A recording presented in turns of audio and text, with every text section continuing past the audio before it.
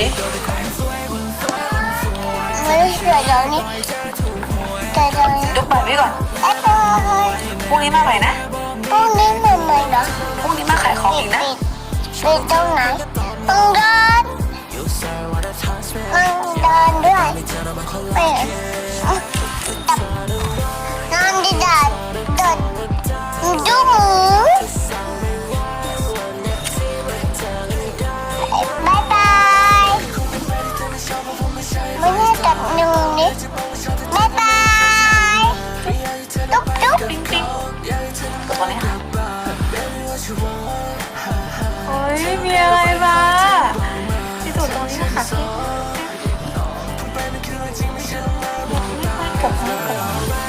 ยิ้มให้เขาหรือยังมันเลยไม่ติดปิ๊งปิ๊งก่อนมันจะหายไปเลย